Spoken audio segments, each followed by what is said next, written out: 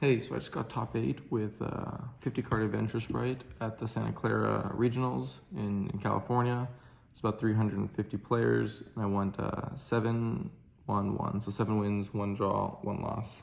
I'll get to my profile, and then I'll go over my matchups. I think the deck overall, the build was nearly perfect. Like, the only game I lost was because of my own misplay.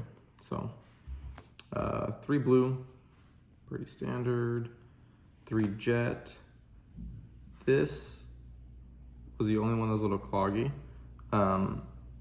because I'll explain why it was cloggy later when I get to the spells. 1 red, 1 carrot. I might put 2 of these in. This card was kind of insane all day. Then 3 starter, and that's it for the Spright lineup. I don't run smashers, don't run double cross. And that's why jet was a little cloggy, because I'll draw like jet and starter pretty often, which was fine. Just get a starter for next turn. But he has 50 cards, so like it should have happened, but I was drawing some weird hands the entire day. So that's all the Spright cards. Then I ran Adventure Engine as well. So I ran 3 Enchantress, the Griffin, 3 Rights, Fateful, and Draco back. This engine was insane all day. People, when you just put right out first, they have no idea what you're doing. Like they just don't know what deck you're playing, because people aren't expecting Spright, especially not Adventure Spright. And the thing I built the deck around is to play around Gamma more consistently, because when I was testing normal Spright, I found that like if they just Gamma your normal summon, like a Beaver or something like that, and you don't have starter or E-Telly, you just straight lose, which sucked. So the right engine mitigates that by putting up a negate before they Gamma, or they can Gamma the Griffin Rider. So it plays around Gamma better, but it is playing to draw. But I'll explain the combo line that if they draw you, why you still can get a pretty good board out if they draw you. So I also played the Nimble engine. So 3 Beaver, 2 Angler. Up until the night before, I really wanted to play 1 of this card, because there's only a 5% chance that you're gonna brick on it, where you draw this card and you don't draw the Adventure Engine, and that's a pretty good chance. But there's just some like edge case scenarios where it's like, if you draw a Beaver and you don't draw Adventure, you want a second one in your deck so you can use that and Sprint. So I ended up just putting it at 2. It was fine. I didn't really see it too much. When I did, I drew Adventure Engine, so it was fine. Probably keep those ratios the same. And that's it for the Nimble engine. Then also played 3 Cyber Skagit. This card was insane. People think you're playing like Math Mech or some random crap when you just normal summon this. It plays around Ash, so like usually your Beaver can get ashed. It plays around Ogre, which is great. Somewhat plays around Gamma, because you still get the link. But just being able to use this under Brave was very good. I never actually used the second effect, or I guess the first effect when you normal summon it to bring back a level 2. That never came up. I also played the Melfi engine. That was my end board. It was typically Brave Engine, Sprint, and then Melfi Forest and Caddy. And that was usually just plenty of enough. Up until the night before, I was playing Ibli as well, with Double Cross, and I took it out last minute, and I'm very glad I did. Just too much resources you need to commit for that line. You need to go into Gigantic, which opens yourself up to Ogre and more hand traps, and then keeping that Ibli on the side of the field requires you to waste your Sprint and your Double Cross, which, I mean, Ibli can just be FTK. It's great, but like, usually your end board was just plenty enough anyways.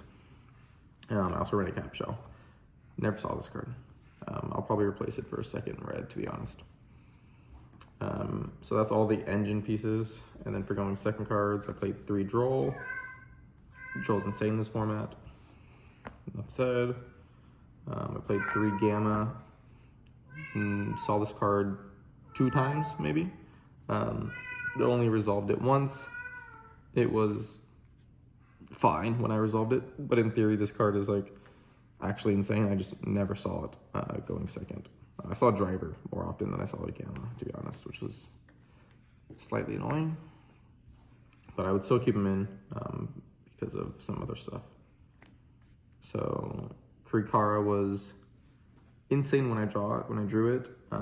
Specifically drew it against Cash for the win, and then drew it against a Pearly deck for the win as well.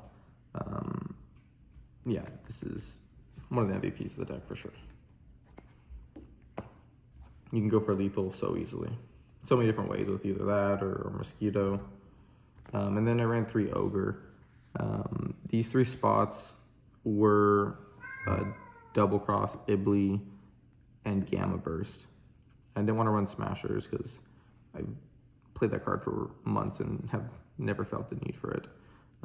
I took out that package because I wanted more going second cards as well, because I also felt like that package wasn't necessary. You didn't need more, win more going first.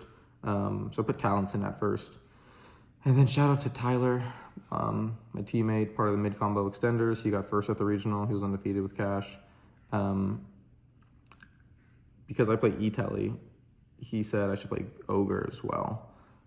Because worst case scenario, I can E-Telly for it as an extra interruption on my turn, or on their turn, which never happened, but in theory, it's good. And Ogre is just, it was decent all night.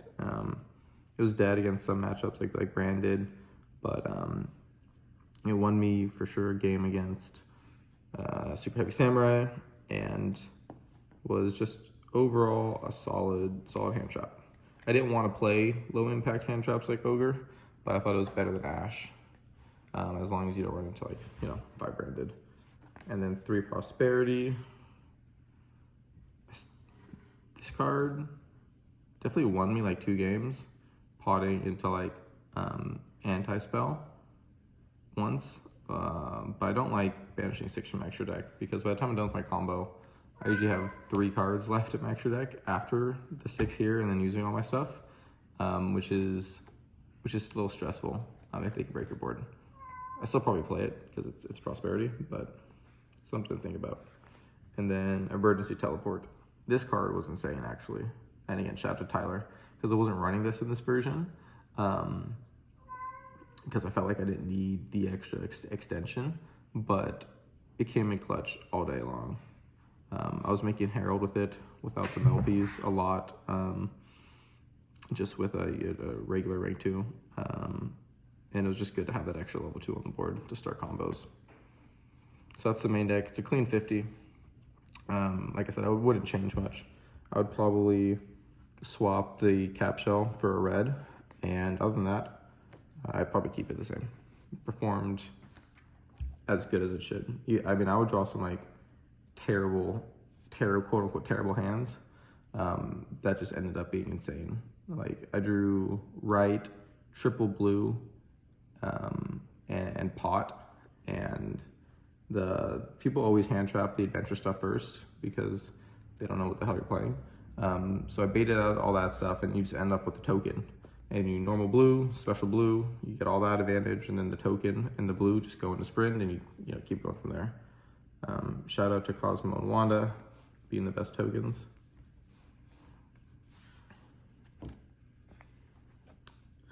Then my side deck. A few one-ofs. So I played Mannequin Cat. Mannequin Cat was actually kind of insane. I ended on it quite often. So I played Christia, Goliath for my mannequin targets.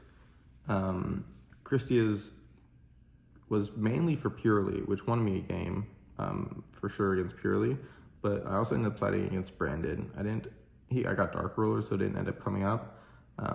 But the new cards, the Ecclesia and the Quam or whatever it's called, are light, and that's pretty good. So I put both of them in for Branded because it's a dragon as well. So in theory, Mannequin Cat should stop Branded, because Branded, I would say, is probably one of the hardest matchups for this deck. A red Resonator in time. I think I used it once, and it was against an IKEA player, Furniture Lab, and he ended up having Ogre and Ash in his hand, but I was able to put up a red, and then use Sprint, and then put up a Herald, and then go into Gigantic for red Resonator. So this resolved over 2 hand drops, which is great. That's the spice. That's the spice. 3 anti-spell. Just going first, just so I can side out the gammas.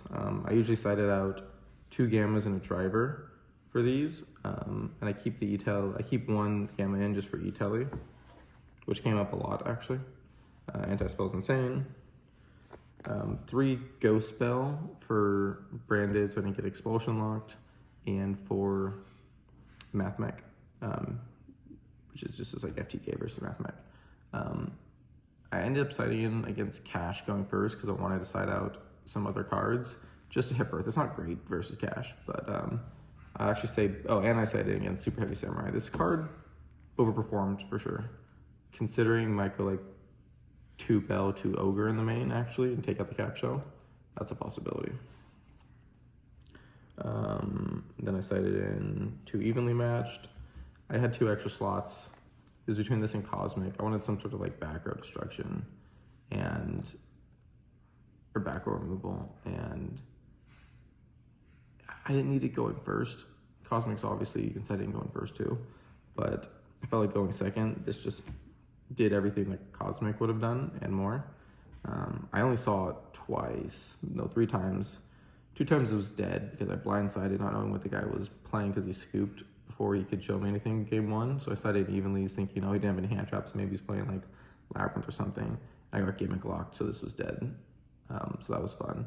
I sided in against Labyrinth, but I hand trapped him a few times and he ended on like 1 card, so this was dead. And then I sided in against Purely, and it won me the game because I ended up drawing Fateful, Griffin, Driver, Draco back evenly. I drew Droll for turn, which was ironic. And the evenly won me the game because he just kept everything. He had Plump, Beauty, My Friend, and the Field Spell. And I evenly, and he kept My Friend, and I was able to just put up the right engine, and that was enough for that game. And then the spice that I didn't actually end up using was 3 Cyber Dragon and a Fortress Dragon. I wanted something against Super Heavy Samurai, which I played twice for going second. That would break their board if I didn't see like a hand trap. And I was super afraid of Spell Canceller, especially in the adventure engine version of the deck, because if they have Spell Canceller, it's very hard to get over that plus 2 negates. So in theory, I didn't want Dark Ruler. I couldn't run Sphere mode, I need my normal summon. So in theory, Cyber Dragon was the best going second card because you can't negate it, and it breaks their entire board. If they end on Spell Canceller, Regulus, Baron, you just pop Cyber Dragon down, you get a 3k Fortress, you crash with the Baron, and the entire board's broken. I also sided in against Cash. I saw one time against Cash, the one guy I played, but he didn't happen to rise hard on the field because I hand trapped him. So this was kind of just used as bait. And it's an extra monster, which is never bad in this version because I ended up specialing Cyber Dragon, normaling a Spright Blue, I think, and then going into Sprint. And that's fine, Overall, I would keep these in. In theory, it's pretty insane. So that was my side deck. And then my extra deck, I ran a Herald for the Melfies, a Baron, and an Excel Synchron. Herald came up every game, pretty much. These 2 never came up. The theory behind this is that I was expecting to see a lot more Cash players, to be honest. And if I draw Gamma, I hold the Gamma for my turn, and then bait out the Arise Heart. Or not bait, just do anything. And Arise Heart's mandatory effect, you Gamma it, and then you make Baron with the Gamma on your field. And you can use that Gamma, obviously, because it's level 2 to start your combos as well. So that was the theory behind it, just being able to activate Gamma on your turn and go into a free Baron. But, like I said, I drew Gamma like 2 times, and I never resolved it on my turn. So, probably keep it in, but just never saw it.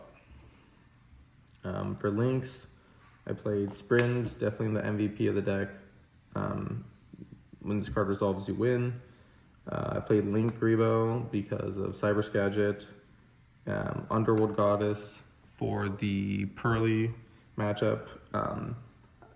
It didn't come up against the 2 Pearly players I played. I got 4 monsters on the board. He had a Noir, and he looked at me and he was like, do you run the card I'm thinking of? And then he spun 3 of my cards back to my deck, and I did end up getting to Underworld Goddess him. So good on him for reading that.